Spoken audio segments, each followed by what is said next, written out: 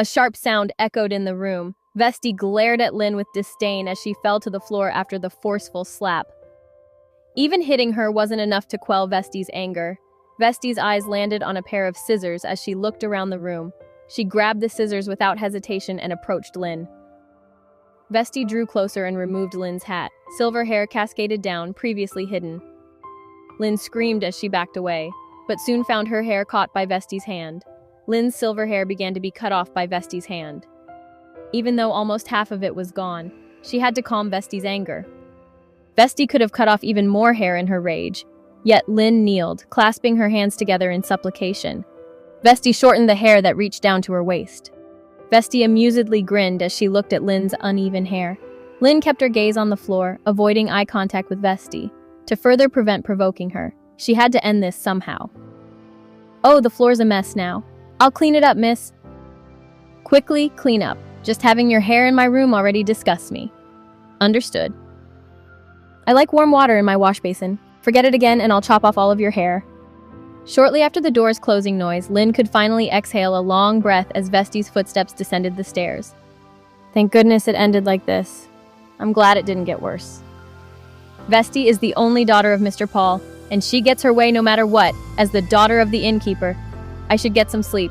It will be a busy day tomorrow.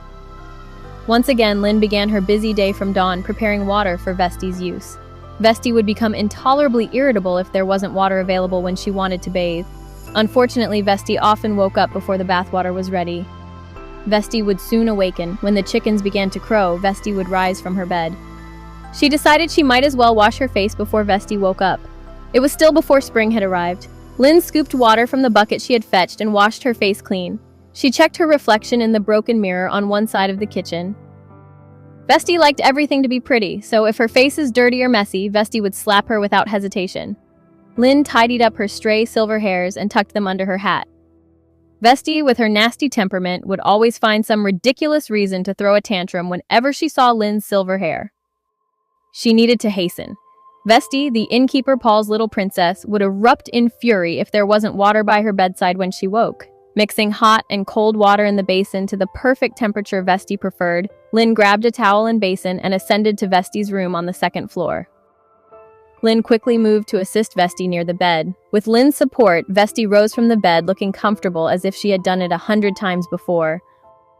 Once outside the room, Lynn began to move briskly again. In the kitchen, she roughly placed the basin down and hurriedly started preparing breakfast for Vesti and Paul, loading it onto trays. Lynn often felt like running away, but Paul only provided her with food and shelter and never gave her a single penny. There was no guarantee that things would improve if she, a penniless orphan, ran away. So, she couldn't afford to defy Paul and Vesti, no matter what. "Welcome. Is it the two of you?" The inn where she lived and worked was located at the entrance to the slums. It mainly catered to poor travelers, but did decent business. "I should start preparing the food for the guests." Lynn's cooking skills attracted travelers, who often revisited when passing through the area. "Your hair is out, you little fool!" As Lynn busily mopped the floor, she heard Vesti's sharp voice from behind. Startled, she hastily fixed her hair with her blackened hands, causing Vesti to giggle. "You foolish girl! What if you touch it with your dirty hands?" "Oh, I'm sorry." "Don't you know how filthy your face is right now?" "You're making me lose my appetite. Go wash your face immediately." "Of course, I'm sorry." Following Vesti's instructions, Lynn quickly got up and stood in front of the broken mirror again to check her appearance. There were stains on her hat and smudges on her cheeks from hastily wiping her hands. Vesti leaned against the window, biting an apple and talking. "You should hide your hair. I heard some strangers have been going around asking for girls with silver hair." "Really? Someone's looking for girls with silver hair? Why would I lie to you? You know Eddie from the blacksmith, don't you? He told me about it. I hear some men in black came by asking for someone with silver hair. It seems someone higher up is searching for a plaything." She's only 13. But Vesti knows more about the world than I do. Sighing deeply at Vesti's response, Lynn understood how the world worked, even though she was only 13. Life for a woman living in the slums was predictable, either sold off somewhere or left to fend for themselves. If lucky, they worked odd jobs in others' homes, but unlucky ones ended up selling themselves to survive, as her late mother used to repeatedly warn. "I don't consider myself lucky at this point, but I have to stay at the inn as long as possible." She knew she had to avoid attracting attention at all costs, especially since silver hair was extremely rare in Trona. As the festival approached, guests began flocking to the inn. Some long-term guests traveled from small towns to those staying for just a year or two. The inn saw a constant stream of visitors, unlike any other time. The festival can only happen once a year, making it the busiest time for the inn. Thanks to this influx, Lynn's days became even busier. She started by moving early in the morning and working until late at night. The festival period was inevitably hectic. Lynn headed out of the inn while carrying a large basket. She had already raided the supplies earlier that morning to cook meals. With the guests more likely to stay for a few more days, she needed to stock up more than usual to prepare evening meals. Hello, Josephine. Welcome, Lynn. I'll take the pork haunch as usual. Again? Where in the hell does Paul spend all his hard-earned money? What a jerk! Does he still strike you? Not as much as before. So he still hits you. I know you're not related, but I can't stand him knowing how he treats you when no one is around. Lynn awkwardly smiled in response, and Josephine's displeasure resurfaced on her face. When her mother was still alive, her cheeks used to be fuller, but now they were as hollow as a dried-up fruit. Here, I put in more than the order. Sneak in some bites when Paul isn't around. Josephine wrapped the prepared meat in paper and handed it over. Lynn carefully placed the meat in her basket, bowing her head. Thank you so much, ma'am. I'll see you next time. You take care. As she left the shop, Josephine's eyes filled with a deep sadness as she watched Lynn's retreating figure. She's the spitting image of her mother. She used to smile when her mother was alive, but I haven't seen her smile since her mother passed away. When her mother was alive, Lynn used to smile brightly, but lately it was rare to see her smile. She seemed to be fading more each day. Josephine clicked her tongue softly and muttered under her breath. Pity. Lynn! Someone called out to her. Stopping in her tracks, she turned around and scanned the area, but she didn't see anyone who seemed to be calling her. Just as she was about to resume walking, someone tapped her shoulder. Startled, she widened her eyes and saw a familiar face smiling at her. Minos! Are you out shopping? The person looking at her was her childhood friend, Minos. Even though she didn't have many opportunities to play with her peers when she was younger because of work, going to the market was an exception. When her mother was alive, she could come to the market and play a little while shopping. Minos was often her playmate during those times. Yes, we run out of ingredients. I haven't seen you much since you started working at the inn. While ordinary children looked forward to festivals like Minos, it was unrelated to Lynn, who had to work at the inn from dawn to late at night, dealing with Paul, Vesti, and the guests. Here, have some. Whenever Minos saw her, he always wanted to feed her something. I can't. I have to get back before Mr. Paul asks for me. It will only take a minute. Have a few bites. But still. My poor arms. They're about to fall off. I wish someone would get these kebabs off my hands. Thank you, Minos. Minos handed her the skewer and Lynn, hesitating, cautiously opened her mouth to eat. While she didn't mind, Lynn didn't have any money. So, whenever they bought food, Minos always had to pay.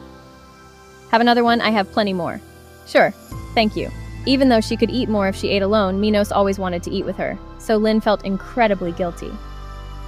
I'll treat you next time. Haha, it's fine.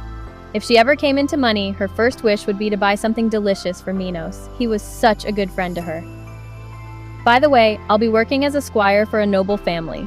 Lynn's eyes widened at Minos's words.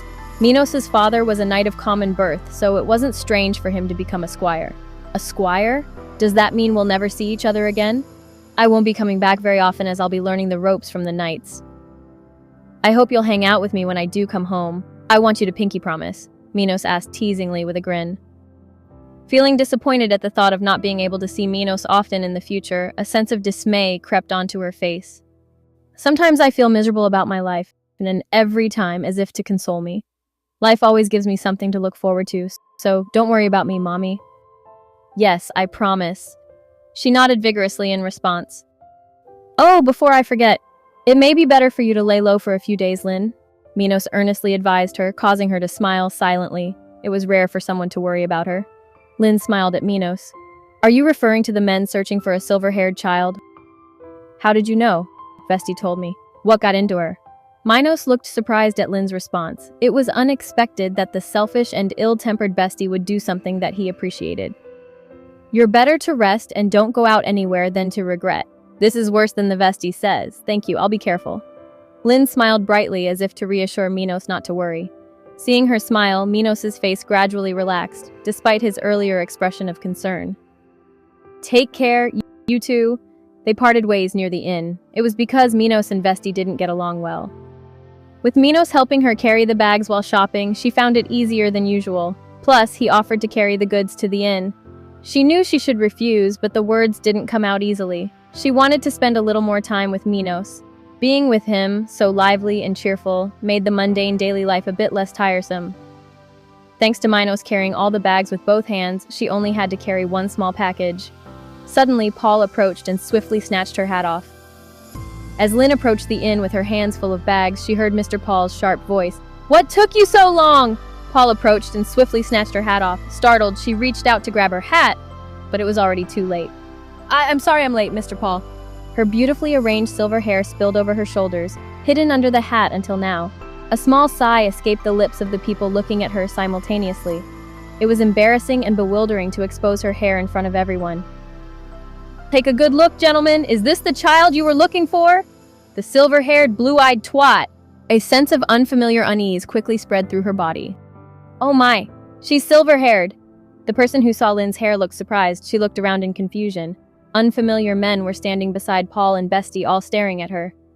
"Now where's the compensation you promised?" Instead of answering Paul's question, the man tossed a small pouch onto the ground. "Thank you, kind sir." Paul's face lit up as the coins in the pouch fell heavily into his hand. "Why are you standing there? Go with these men." What do you mean, Mr. Paul?" Paul's words confused to spread across Lynn's face. It was utterly incomprehensible that she was told to follow the unfamiliar man standing before her. As Lynn hesitated with an uneasy expression, the Vesti, who was approaching, quickly whispered a cruel word in her ear. "You just don't get it, do you? You have a new master now. Someone bought you from us, you fool." It was only after hearing Vesti's words that Lynn realized what had happened to her was indeed real. Paul had sold her to a stranger who didn't know her. Terrified, she fell to her knees, clutching onto Paul's trouser leg, begging desperately, "Please don't send me away. I promise to do laundry twice a day from now on. You don't have to feed me. I won't ask you for food." Despite her pleas, Paul didn't even bat an eyelid. As Lynn's voice grew louder in desperation, he grew irritated. "Shush! This is out of my hands now, Mr. Paul, please!" Lynn looked at Paul with pleading eyes, but it was in vain. Despite several attempts to push her away by kicking, Lynn's tenacity made it difficult for Paul to shake her off. Soon Paul's face was filled with irritation. "Get lost, you little wench!" Unable to bear it any longer, Paul forcefully kicked Lynn's arm that was holding onto his leg. Then, as if he couldn't stand the sight anymore, he moved away. Seeing Lynn being ridiculed and crying, Vesti, observing everything, laughed mockingly. "I told you your silver hair would become your downfall. Don't forget me if you end up as the mistress of some ugly old noble."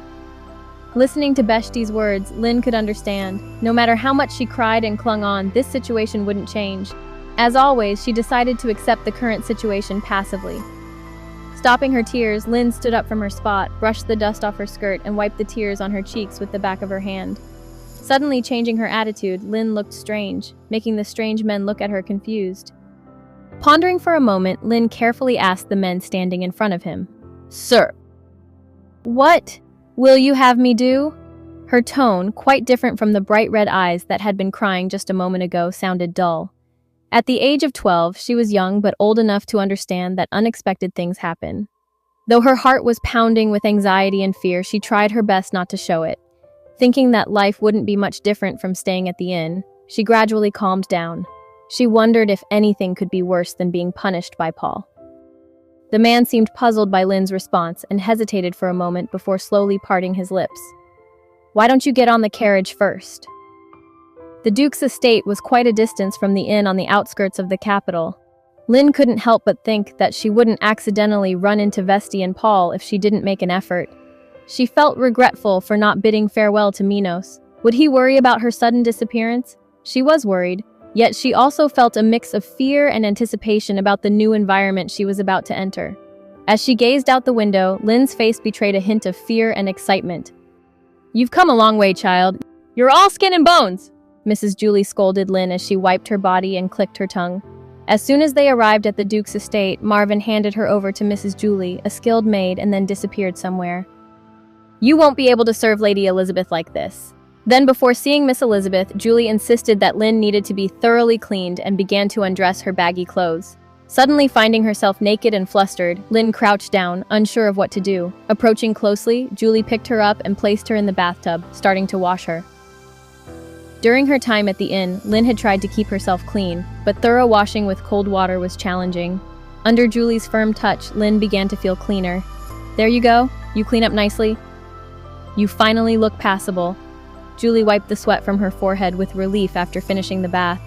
Lynn was then dressed in clothes provided by Julie and once again dragged somewhere. Now, eat up. You're going to need the energy. Julie sat her down in one corner of the busy kitchen, handing her warm soup, bread, and fresh fruit. It looks so delicious. It had been a long time since someone prepared food for her, and seeing the food made her feel very hungry. As she hurriedly ate, Julie began to click her tongue again. Slow down, you're going to choke. If you want them to work for you, you need to feed them first. Her expression became much more relaxed after hearing the words the butler said. Grateful for her stroke of luck amidst misfortune, she listened as the man's voice continued in her ears. Your job is to wait on Lady Elizabeth. Wait on Lady Elizabeth, how do I do that? You will be doing things in her place, things that she herself should not be doing. I'm Julie. Stop by anytime you need a meal or snack. I'll find you something to eat. Thank you. I'm not sure what I'm supposed to be doing, but maybe life at the dukedom won't be so bad after all. They said I would have to wait upon Lady Elizabeth, but it's been a week already, and I have yet to meet her. The days at the inn were much more relaxing than the days at the Duke's house. As if the fear she had felt before coming to the Duke's house hadn't been worth it, Sheb was curious about her, but she was also afraid, because she never knew what exactly she was supposed to do. Right now, Lynn's job at the Duchess was to follow Aunt Julie around and do odd jobs. It was a simple job, nothing compared to what she'd been doing at the inn. Another few days went by. After ascending to the second floor, Lynn stopped, knocked on the door, and waited for a moment. Only when she heard a voice inside did she open the door.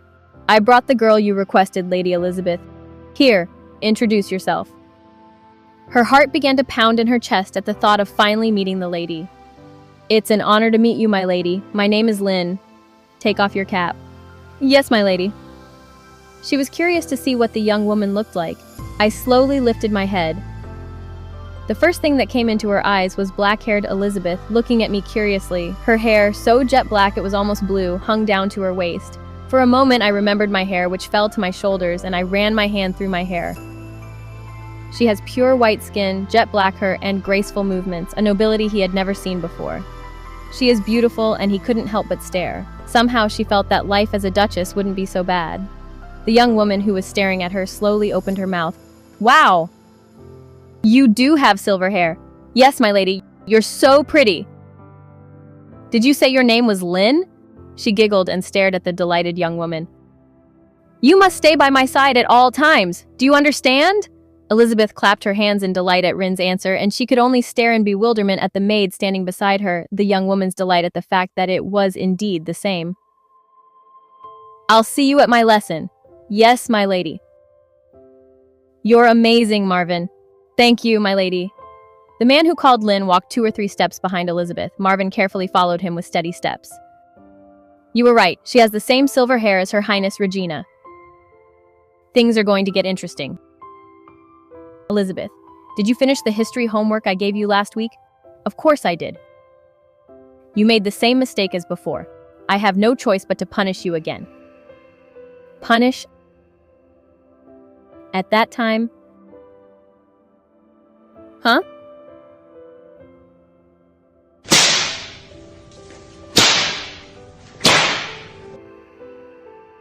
That hurt.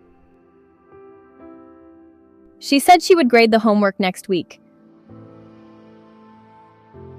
Lynn crouched under a tree, away from the path, and rubbed her swollen hands and calves. So my job was to receive punishment on her lady's behalf. The governess wasn't allowed to punish a noble lady, so they needed someone to take her place. And Lady Elizabeth seemed to enjoy it whenever I took a beating. I don't know what it had to do with the color of her hair, but instead of feeling sad when being hit, Lady Elizabeth clapped her hands and smiled happily. Hugging her knees and resting her chin, she buried her face in them and closed her eyes. She wanted to forget the throbbing pain in her palms and calves, but it wasn't easy. The job is not what I had expected, but it still beats working at the inn. It was better than when Mr. Paul had beaten her, but that didn't mean it didn't hurt. I took the beating instead. I hope that made Lady Elizabeth happy. Hey you! Who are you? An unfamiliar voice jolted her out of her slumber. She looked up to see who it was, but the sunlight made it impossible for her to recognize the face. Huh? Who could it be? I can't see because of the sunlight. The stranger laughed softly as he stared at her, dumbfounded. Huh? Wait. You have blood on your face. He took something out of his pocket and reached his hand towards her cheek. Her heart felt like it was beating fast when her cheek touched the man's sturdy palm. Who is this boy? Lynn cautiously lifted her head and looked up into his face. Pretty eyes with ashen pupils curved gently. This is my secret spot. I didn't expect someone to be napping here. That's where I met a boy so beautiful. The god of beauty would throw a fit of jealousy if they laid their eyes on him. At that moment, the boy's jet black hair caught Lynn's eye. The only people in the duchy with jet black hair were those of the House of Arupus. Yes, that was where I first met young Master Martin, successor of the Dukedom of Arupus. Meeting him ignited a small fire in Rin's heart, a flutter and excitement she never felt when she was with Minos. She couldn't quite put her finger on what it was. It felt like butterflies fluttering, tickling, and pulsing in her chest. I had never felt this before. My heart kept pounding, yet when I saw a man of similar size, my heart started beating faster. What's happening to me? Lynn put her hand on her chest and muttered to herself. It seemed like her heart was breaking. Lynn, where are you? Elizabeth's shrill voice pierced her ears. I'm here, my lady. Forgive me, young master, I'll excuse you first. Something's wrong with my heart. Were you looking for me, Lady Elizabeth? Her shoulders jerked up in surprise, and when she looked toward the source of the sound, she saw Elizabeth's face furrowed in a fierce frown. Do you know how many times I called for you? My apologies. She hurried to the young lady's side. She clasped her hands together politely, bowed her head, and was about to open her mouth to speak when Elizabeth slapped her across the cheek. Despite her delicate appearance, Elizabeth's slap was quite firm. It was strong enough to turn Rin's face to the side. Elizabeth's face was filled with displeasure when she realized her slap was not enough to calm herself. Why, you now feel in the wind and won't listen to me? I'm sorry, my lady. Kneeling in front of Elizabeth, Lynn clutched her head to the floor. For some unknown reason, lying flat on her back was the best way to calm Elizabeth's temper. I've been serving Lady Elizabeth for about a month now. From what I've experienced so far, she has severe mood swings. And she's even more temperamental than Miss Vesti. Sometimes she's in a bad mood for an entire day. And on those days, the only thing I can do is beg forgiveness. This time, she was pretty angry, and even though she was lying flat on her back, her anger didn't go away. I tried to think of a good line, but I couldn't think of any. I'm sorry, my lady, I won't do it again. What a dumb twat. Elizabeth's voice softened a bit at her apology as if her anger had subsided. Elizabeth took a deep breath, letting the question spill out in a long, drawn-out gasp. Come to think of it, what was Governess Luther's homework this week? She wished for you to study the founding flag of the Trona Empire.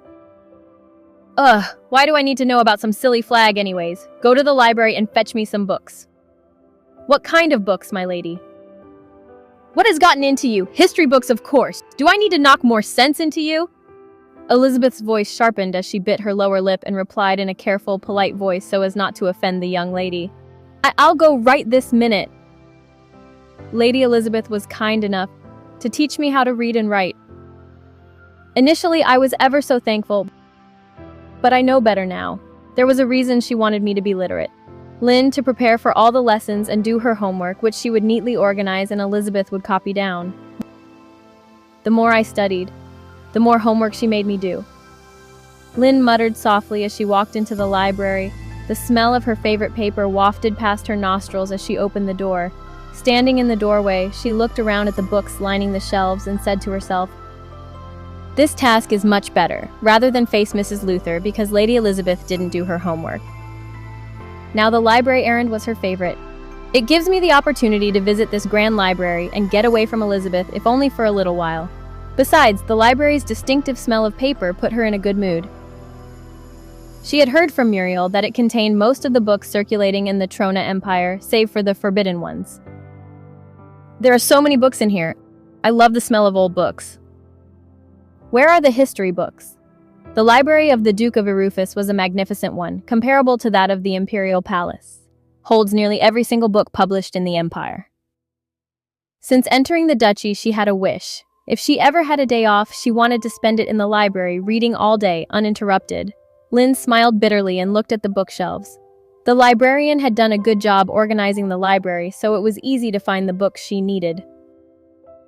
Will this be enough? She shook her head as she pulled out 3 books, worried that Elizabeth would be annoyed if she took the wrong one. Let me take just one. More. If she didn't do her homework, Elizabeth would scold her and she'd have to earn Mrs. Luther's spanking. The spanking was fine. The problem was after I got back to my room. Elizabeth, embarrassed by my behavior, threw whatever she could get her hands on at her standing still. A pillow or cushion was fine, but a teacup, like the last time, was not. She could get hurt and cleaning up would be a pain. Take what? A voice came from above my head. She hadn't even realized it was there. But the suddenness of the sound startled her enough to make her knees buckle. The voice belonged to Martin. If he hadn't caught her, she would have dropped all the books she was holding and fell on her face in a ridiculous heap. Sorry, I didn't mean to startle you. It's fine, thank you, young master. Her cheeks flushed bright red at his apology, and she shook her head from side to side. Her heart pounded in her chest as she caught Martin's warm gaze. Unsure of where to look, she lowered her head and looked at the tip of her shoe. My heart feels like it's going to burst. What is it? Are you doing research for the founding flag, Vertical Bar of Trona? Yes, Lady Elizabeth. Vertical Bar asked me to get some books. She makes you get her books. Finding the right books is a part of the homework. She is a terrible pupil. But pretend you didn't find me here, young master. At her plea, Martin nodded reassuringly. These 3 books won't be enough. Governess Luther is quite picky. That she is... A look of disappointment crossed her face at Martin's words. It was almost creepy. Then what should I do? Would you like my help? You will? Sure, I studied this before. Thank you, young master. However, Lynn asked, smiling brightly, and Martin smiled his best smile and stroked her hair. The hat seemed to heat under his touch. Oh! Puzzled, she put her hand to her hat and narrowed her eyes. Then Martin smiled again, this time prettily as if he didn't mean it in a bad way. Suddenly pulled off her hat. You should take the cap off. Your hair is very pretty. Now her hair, it was jagged because Vesti had cut it roughly. Still, Martin said it was beautiful. Her heart began to beat so fast she thought it would explode. Didn't people tell you this before? Your hair reminds me of the Milky Way.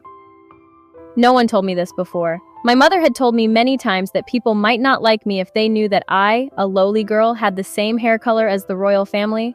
When I was younger, a few times my hair had accidentally slipped out of my hat and the neighborhood kids would pull it out or cut it off.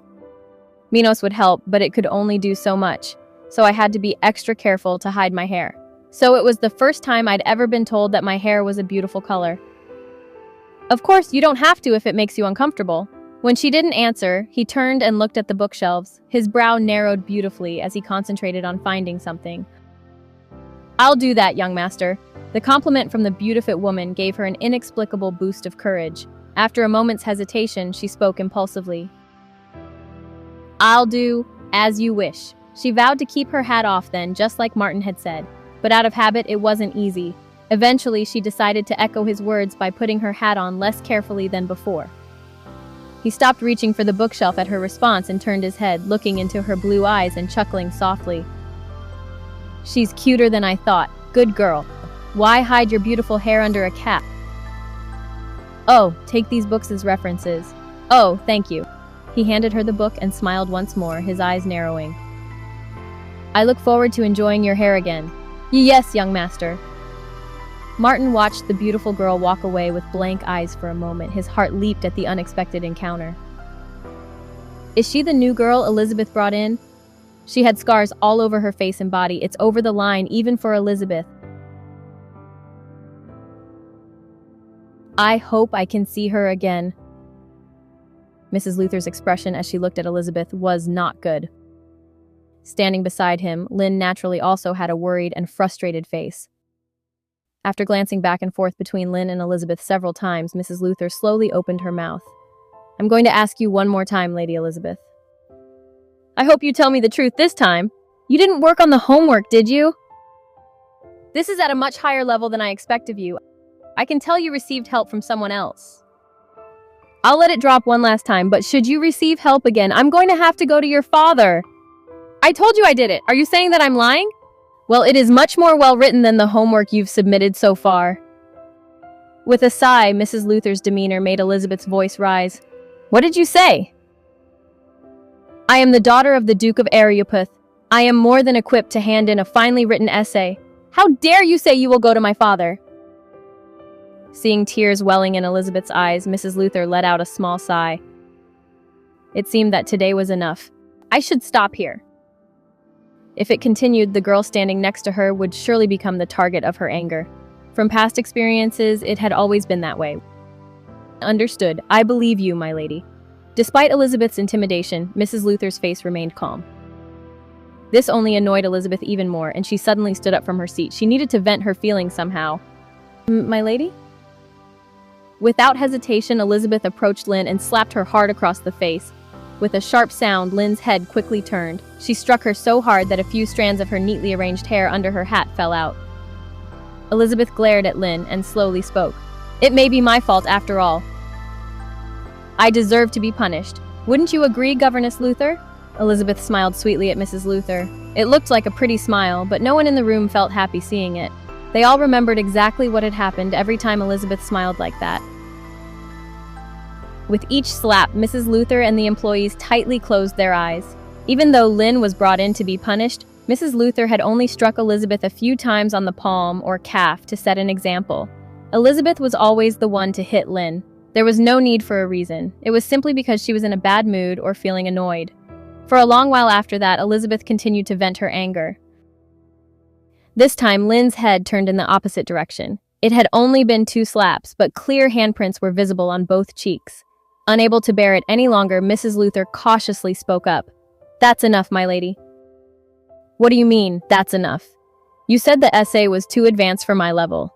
With an innocent smile on her face, Elizabeth looked as if she had done nothing wrong, causing the employees in the room to sigh inwardly. It seemed that today's situation wouldn't be resolved easily. I've disappointed you and deserve to be punished. After hitting her a dozen times, Elizabeth finally stopped slapping. She looked at Lynn, whose cheeks were red and swollen, and smiled silently. I hope you won't be disappointed the next time I hand in my homework. I'll be more careful. With an elegant motion, Elizabeth bowed. Elizabeth held the ends of her skirt with both hands and bent her knees. Her graceful movement had no unnecessary gestures. Mrs. Luther, with a stiff expression, couldn't say a word.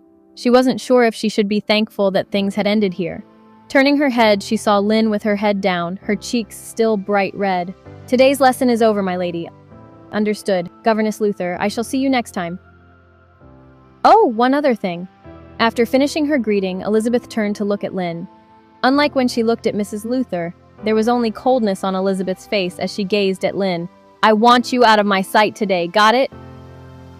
Yes, my lady. Even though it was difficult, Lynn smiled forcibly to ease Mrs. Luther's worries.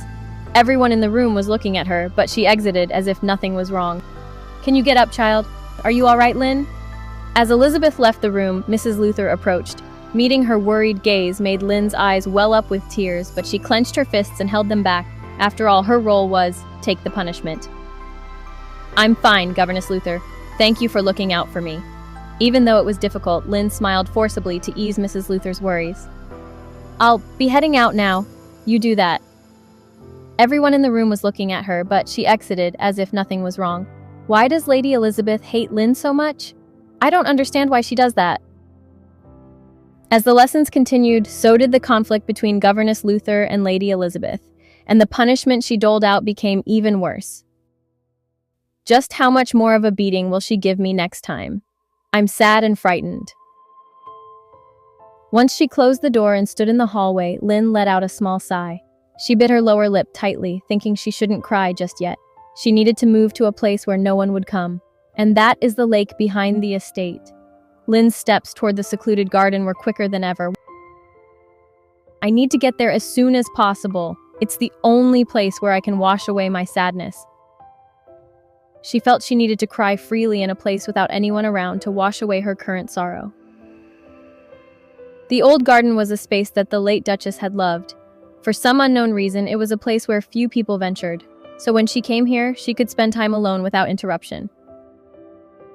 Lynn liked this space, and there was also a small entrance next to the garden that is connected to the forest. Though she didn't have much time and needed to return quickly, Lynn directed her steps to the woods. She didn't want anyone to see her crying.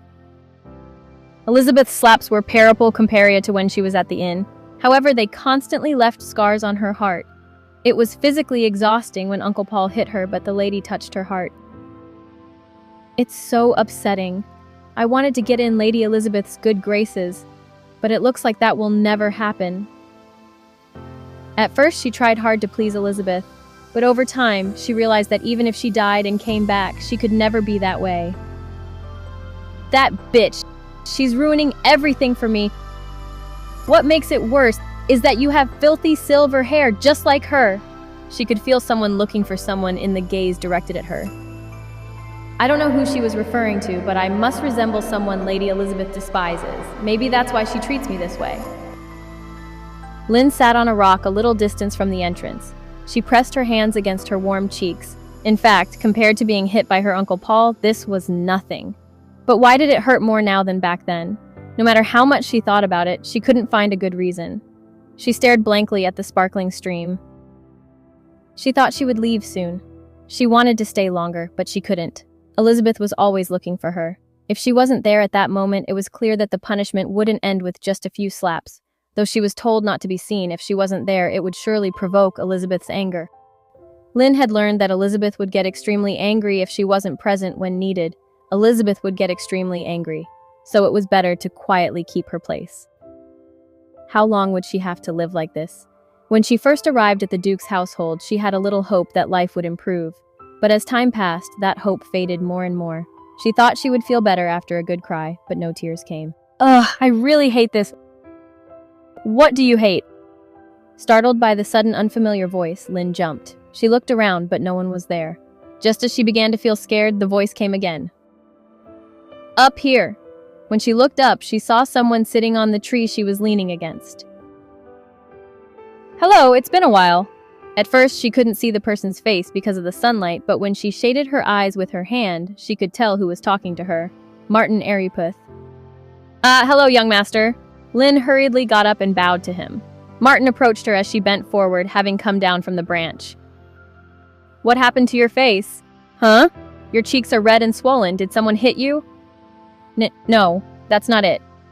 She quickly shook her head. Elizabeth was Martin's younger sister. Saying that the lady hit her was almost like speaking ill of his sister, so she did her best to deny it. Was it Elizabeth? Huh? No, it's not like that. Really? Should I just ask Elizabeth directly? Please don't do that, young master. If you ask Lady Elizabeth, you'll put me in trouble. Well, why don't you tell me what happened? I promise to keep it a secret. Nod for yes, shake for no. Was it Elizabeth? After a moment of silence at Martin's question, she slowly nodded her head. As he confirmed her answer, the smile on Martin's face gradually faded. Is that brat still not changing her ways? I'm fine, young master. After all, it's my job to take the punishment. If you tell her, I'll get into deeper trouble. You'll get into deeper trouble? I can't tell him the truth. After all, she is Lord Martin's younger sister. At her response, Martin shrugged. Then he took something out of his pocket and held it out to her. Here, I want you to try this. When Lynn only just looked at his hand, Martin shook his arm up and down in frustration. Reluctantly, she reached out her hand and something landed on her palm. Thank you. How can you thank me when you don't know what I'm about to give you? My apologies, young master. As Lynn hurriedly apologized, Martin smiled beautifully and gently patted her head. I was merely jesting. Just between you and me, I'll bring you something nice whenever I can.